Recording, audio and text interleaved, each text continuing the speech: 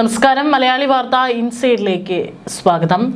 തൃശൂർ പൂരത്തിന്റെ ആവേശത്തിലായിരുന്നു നഗരം. പക്ഷേ ഇന്നലെ അപ്രതീക്ഷിതമായി ഉണ്ടായ വെടിക്കെട്ട് അപകടത്തിൽ 13 ജീവനുകളോളമാണ് നമുക്ക് നഷ്ടമായത്.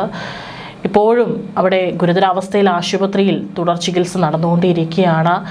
അതിൽ പലരും ആളുകൾ ആരൊക്കെയാണെന്ന് പോലും തിരിച്ചറിഞ്ഞിട്ടില്ല എന്നുള്ളതാണ് അതിദാരുണം.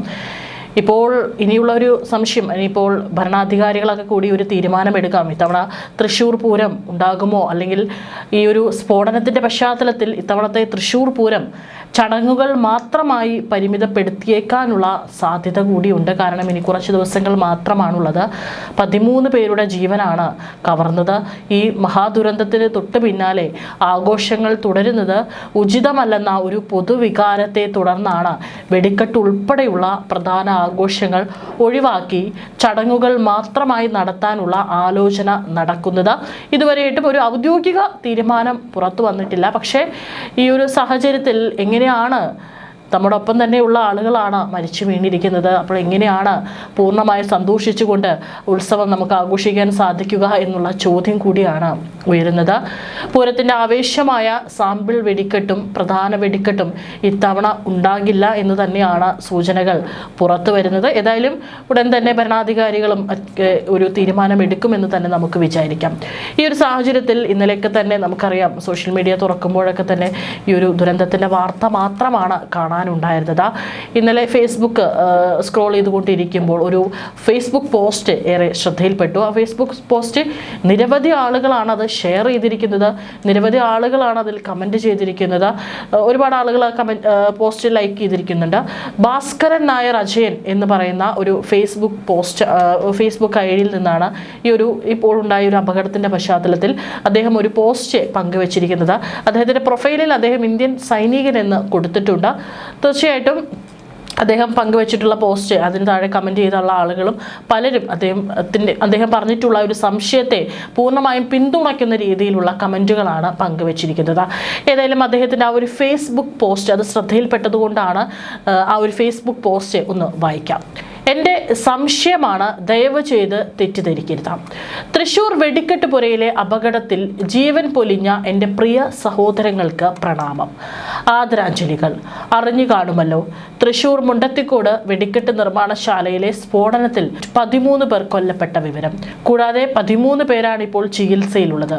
അവരിൽ 5 പേരുടെ നില ഗുരുതരമാണ്. ഇവർക്ക് 70% പൊള്ളലേറ്റിട്ടുണ്ട്. ഒരാൾ വെന്റിലേറ്ററിലാണ്. 40ഓളം പേരുണ്ടായിരുന്നു എന്നാണ് പ്രാഥമികമായി ലഭിച്ചിരിക്കുന്ന വിവരം. തിരുവമ്പാടിയുടെ വെടിക്കെട്ട് പുരയിലാണ് സ്ഫോടനമുണ്ടായത്. ഈ അപകടം നടക്കുന്നതിന് മുൻപ് മാധ്യമ പ്രവർത്തകർ ഇവിടം സന്ദർശിച്ചിരുന്നു കേട്ടോ. വെടിപ്പുര കത്താനായി സൾഫർ വല്ലതും അവിടെ ഇട്ടിട്ട് പോയതാണോ? ഡോക്ടർമാർ വളരെ നല്ലവരാണ്, ജീവൻ രക്ഷിക്കുന്നവരാണ്. കൂടാതെ മെഡിക്കൽ എത്തിക്സ് എന്നൊക്കെയാണ് മാസങ്ങൾക്ക് മുമ്പ് കരുതിയിരുന്നത്. എന്നാൽ ചെങ്കോട്ട സ്ഫോടനം ക്വസ്റ്റ്യൻമാർക്ക്. ആന എഴുന്നള്ളിക്കുന്ന മിക്ക ക്ഷേത്രങ്ങളിലും ആന ഇടയുന്ന സംഭവങ്ങൾ ഉണ്ടാകാറുണ്ട്. ആന ഇടയുന്നതോ അതോ ക്വസ്റ്റ്യൻമാർക്ക്.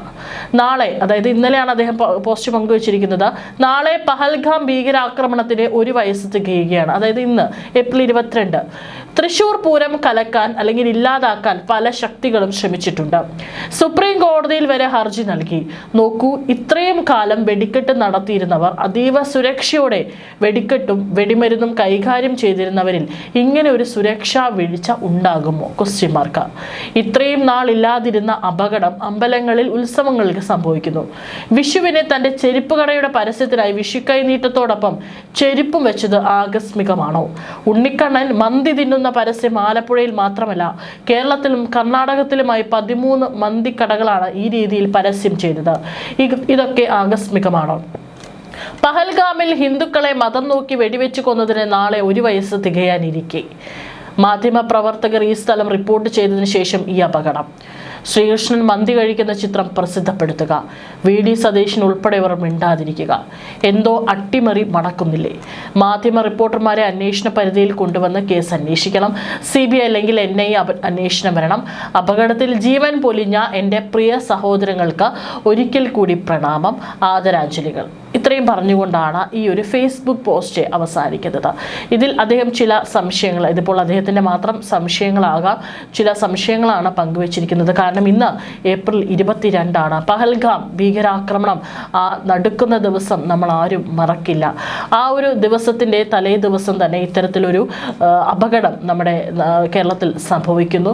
ഒപ്പം തന്നെ അദ്ദേഹം പറയുന്ന മറ്റൊരു സംശയം, ഇന്നലെ എല്ലാ മാധ്യമ പ്രവർത്തകരും അവിടെ എത്തി അവിടെയുള്ള ഈ ഒരു പൂരവിശേഷികളും വെടിക്കെട്ട് നിർമ്മാണവുമായി ബന്ധപ്പെട്ടുള്ള വിശേഷങ്ങളൊക്കെ തന്നെ പകർത്തിയിട്ടുണ്ട്. കാരണം ഇന്നലെ ആ വാർത്തകൾ വന്നപ്പോൾ നമുക്കറിയാം, ഒരുവിധം എല്ലാ മാധ്യമങ്ങളും പറഞ്ഞിട്ടുണ്ട് 1 മണിക്കൂർ മുമ്പ് ഞങ്ങൾ അവിടെ വന്ന് പോയതാണ്, ഞങ്ങൾ പകർത്തിയ ദൃശ്യങ്ങൾ എന്ന് പറഞ്ഞ്. ഇപ്പോൾ മരിച്ചിട്ടുള്ള പല ആളുകളും അവിടെ വളരെ ചിരിച്ച് കളിച്ചിരുന്നു കൊണ്ട് വെടിക്കെട്ട് നിർമ്മാണത്തിൻ്റെ ജോലികൾക്കിടയിൽ അവർ മാധ്യമങ്ങളോട് സംസാരിക്കുന്നതിൻ്റെ വീഡിയോ ഇന്നലെ എല്ലാ മാധ്യമങ്ങളും ഒരുവിധം പുറത്തുവിട്ടിട്ടുണ്ട്. അപ്പോൾ അദ്ദേഹം പറയുന്നത്, ഇന്നലെ മാധ്യമപ്രവർത്തകർ അവിടെ വന്ന് അത് കഴിഞ്ഞു പോയി മണിക്കൂറുകൾ കഴിഞ്ഞാണ് ഇങ്ങനെ ഒരു അപകടം ഉണ്ടാകുന്നതെന്ന്.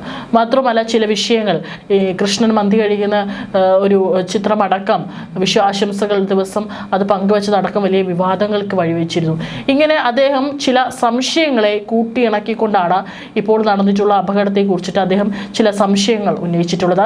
ഏതായാലും ഈ ഒരു പോസ്റ്റ് ഒരുപാട് ആളുകളാണ് ആ പോസ്റ്റ് ഷെയർ ചെയ്തിട്ടുള്ളത്. മാത്രമല്ല പോസ്റ്റിൽ താഴെ വന്നിട്ടുള്ള പല കമൻറ്റുകളും എടുത്തു നോക്കുമ്പോഴും അവരൊക്കെ തന്നെ ഇത് സംശയിക്കേണ്ടിയിരിക്കുന്നു. തീർച്ചയായിട്ടും വളരെ സമഗ്രമായിട്ടുള്ള ഒരു അന്വേഷണം ഇതിൽ വേണം എന്ന് പറഞ്ഞുകൊണ്ടാണ് ഈ പോസ്റ്റ് പങ്കുവയ്ക്കുന്നത്. ഏതായാലും ഈ ഒരു പോസ്റ്റ് ശ്രദ്ധയിൽപ്പെട്ടതുകൊണ്ടാണ് ഇത് വായിച്ചിരിക്കുന്നത്. ഏതായാലും കൃത്യമായിട്ടുള്ള ഒരു അന്വേഷണം അത് തീർച്ചയായിട്ടും ഉണ്ടാകും. എന്താണ് അപകട കാരണം എന്നുള്ളത് കൃത്യമായിട്ട് അന്വേഷിച്ച് കണ്ടെത്തേണ്ടത് തന്നെയാണ്. പ്രത്യേകിച്ച് തൃശ്ശൂർ പൂരം പോലുള്ള എല്ലാ വർഷവും നടക്കുന്നതാണ്. വളരെ നിരവധി ആളുകളാണ് പല ഭാഗങ്ങളിൽ നിന്നും തൃശ്ശൂർ പൂരം കാണാനായിട്ടും വെടിക്കെട്ട് കാണാനായിട്ടൊക്കെ തന്നെ പൂരനഗരിയിലേക്ക് എത്താറുള്ളത്. അങ്ങനെയുള്ള ഈ ഒരു വേള ഇത്തരത്തിലൊരു അപകടം ഉണ്ടായതിന് പിന്നിൽ ഏതെങ്കിലും തരത്തിലുള്ള അട്ടിമറി ഉണ്ടോ, അല്ലെങ്കിൽ എന്താണ് അപകട കാരണം, എവിടെയാണ് പിഴച്ചത്, കൃത്യമായിട്ടുള്ള സുരക്ഷാ സംവിധാനങ്ങൾ ഉണ്ടായിരുന്നില്ലേ തുടങ്ങിയിട്ടുള്ള കാര്യങ്ങളെല്ലാം തന്നെ അന്വേഷിച്ച് കണ്ടെത്തേണ്ടതാണ്. തീർച്ചയായിട്ടും നിലവിൽ ആദ്യത്തെ ഒരു പ്രയോറിറ്റി എന്ന് പറയുന്നത് അവിടെയുള്ള ആളുകളുടെ, ഇപ്പോൾ പരിക്കേറ്റ ആളുകളുടെയൊക്കെ തന്നെ ജീവൻ നമുക്ക് രക്ഷിക്കുക എന്നുള്ളത് തന്നെയാണ്. അതുകൊണ്ട് തന്നെ അവർക്ക് നൽകാവുന്നതിൽ ഏറ്റവും നല്ല ചികിത്സ തന്നെയാണ് നൽകുന്നത് എന്ന് തന്നെയാണ് ആരോഗ്യമന്ത്രി വീണ ജോർജ് അടക്കമുള്ളവർ മാധ്യമങ്ങളോട് പറഞ്ഞിരിക്കുന്നത്. ഏതായാലും ആ ഒരു ദുരന്തത്തിൻ്റെ നടുക്കത്തിൽ തന്നെയാണ് കേരളം. പ്രത്യേകിച്ച് മുണ്ടത്തിക്കോടുള്ള ജനങ്ങളൊക്കെ തന്നെ ഇന്നലെ ഏറെ വൈകിയും അവർക്ക് ഉറങ്ങാൻ സാധിക്കുന്നുണ്ടായിരുന്നില്ല. ഈ മഹാദുരന്തത്തിൽ നിന്നും അത്ഭുതകരമായി രക്ഷപ്പെട്ടവരുടെ ജീവിതം ഇപ്പോൾ വേദനയുടെയും അതിജീവനത്തിൻ്റെയും ഒരു നേർചിത്രമായി മാറുകയാണ്. മരണത്തിൻ്റെ നിഴലിൽ നിന്ന് തലനാരിഴയ്ക്ക് രക്ഷപ്പെട്ട തൊഴിലാളികൾ തങ്ങളുടെ കണ്ണിൽ നിന്നും ഇനിയും മായാത്ത ആ ഭീകര ദൃശ്യങ്ങൾ വിറയലോടെയാണ് ഓർത്തെടുക്കുന്നത്. ഒരു നിമിഷം വൈകിയിരുന്നുവെങ്കിൽ തങ്ങളും ഇന്ന് വെണ്ണീറായി മാറിയേനെ എന്ന തിരിച്ചറിവിലാണ് ഓരോരുത്തരും. അവിടെ നിന്ന് രക്ഷപ്പെട്ട വത്സലയും സുഭദ്രയും സഹോദരിമാരാണ്. അവർ രണ്ടുപേരും ഒരുമിച്ച് വെടിക്കെട്ട് ജോലിക്ക് പോകും. രണ്ടുപേരും രക്ഷപ്പെട്ടു. അയൽവാസിയായ അനിത, 3 പേരും ഒരുമിച്ചാണ് പണിക്ക് പോകുന്നത്. അനിതയ്ക്ക് 15% പൊള്ളലേറ്റു. ആശുപത്രിയിൽ ചികിത്സയിലാണ്. രക്ഷപ്പെട്ടത് അവർക്ക് ഇന്ന് ഞെട്ടലുള്ള ഒരു ഓർമ്മയാണ്. കാരണം ഈ സ്ഫോടനം നടക്കുമ്പോൾ ഓടി രക്ഷപ്പെടാൻ ശ്രമിക്കുന്നതിനിടെ എന്തോ ഒന്ന് വന്ന് തലയിൽ വീണതും ബോധം മറഞ്ഞതും അതിജീവിച്ചവരിൽ ഒരാൾ വിവരിക്കുന്നുണ്ട്. കൂടെയുണ്ടായിരുന്നവർ ചിന്നിച്ചിതറുന്ന കാഴ്ച കണ്ടുകൊണ്ടാണ് പലരും മുന്നോട്ട് ഓടിയത്. അപകടത്തിന്റെ ഉഗ്രതയിൽ തലയിൽ ഗുരുതരമായി പരിക്കേറ്റ ഇദ്ദേഹം തൃശ്ശൂർ മെഡിക്കൽ കോളേജിലെ ചികിത്സയ്ക്ക് ശേഷം ജീവിതത്തിലേക്ക് മടങ്ങി വരാനുള്ള ശ്രമത്തിലാണ്.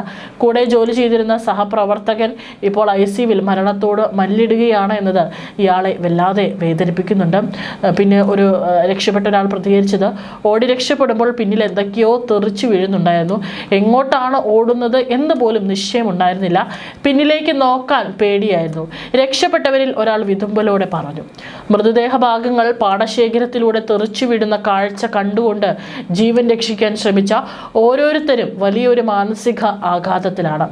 സ്ഫോടനത്തിന്റെ ആഘാതത്തിൽ തെറിച്ചു വീണ കല്ലുകളും കോൺക്രീറ്റ് കഷ്ണങ്ങളുമാണ് പലർക്കും പരിക്കേൽക്കാൻ കാരണമായത്. വെടിപ്പുരയിൽ നിന്ന് ദൂരേക്ക് ഓടി മാറിയവർക്ക് പോലും ഈ പ്രകമ്പനത്തിൽ പരിക്കേറ്റു. ചിലർ പാടത്തെ ചെളിയിലേക്ക് വീണുപോയതിനാൽ വലിയ തീജ്വാലകളിൽ നിന്ന് നിന്നും രക്ഷപ്പെട്ടു. എന്നാൽ അവർക്കൊപ്പം നിന്നവർ പലരും നിമിഷങ്ങൾക്കുള്ളിൽ കത്തി അമരുന്നത് അവർക്ക് കണ്ടു നിൽക്കേണ്ടി വന്നു. ഏതായാലും ഇനിയെങ്കിലും ഇത്തരത്തിലുള്ള അപകടങ്ങൾ സംഭവിക്കാതിരിക്കാനുള്ള മുൻകരുതലുകൾ സ്വീകരിക്കാനുള്ള എല്ലാ സജ്ജീകരണങ്ങളും വളരെ ഗൗരവത്തോടു കൂടി തന്നെ നമ്മുടെ ബന്ധപ്പെട്ട ഭരണകൂടം എടുക്കുമെന്ന് തന്നെ നമുക്ക് വിചാരിക്കാം. കാരണം ഒരു അപകടം നടന്ന ശേഷം അല്ലെങ്കിൽ ജീവൻ നഷ്ടപ്പെട്ടതിന് ശേഷം മാത്രം അതിനെക്കുറിച്ച് ചിന്തിച്ചിട്ട് യാതൊരു കാര്യമില്ല. ഇതിനു മുൻപും ധാരാളം പുറ്റിങ്ങൽ അടക്കമുള്ള ഒരുപാട് ഉദാഹരണങ്ങൾ നമുക്ക് മുൻപിലുള്ളതാണ്. പ്രത്യേകിച്ച് തൃശ്ശൂർ പൂരം പോലെയുള്ളത്. കാരണം എല്ലാ വർഷവും നടക്കുന്നതാണ്, എല്ലാ വർഷവും വെടിക്കെട്ട് നടക്കുന്നതാണ്, എല്ലാ വർഷവും ഈ സാമ്പിൾ വെടിക്കെട്ടൊക്കെ തന്നെ നടക്കുന്നതാണ്. അപ്പോൾ തീർച്ചയായിട്ടും ആ ഒരു നിർമ്മാണ സമയത്ത് വളരെ ഗൗരവത്തോടു കൂടി തന്നെ എല്ലാ സുരക്ഷാ സാമഗ്രികളും അവർക്ക് അടുത്ത് അത് ഉണ്ടാകേണ്ടത് അനിവാര്യം തന്നെയാണ്. ഇനിയെങ്കിലും വരും വർഷങ്ങളിലുള്ള ഉത്സവങ്ങൾക്കെങ്കിലും ഇത്തരത്തിലുള്ള എല്ലാ മുൻകരുതലുകളും സ്വീകരിക്കുമെന്ന് തന്നെ അല്ലെങ്കിൽ സ്വീകരിക്കണമെന്ന് തന്നെയാണ് നമുക്കും പറയാനുള്ളത്.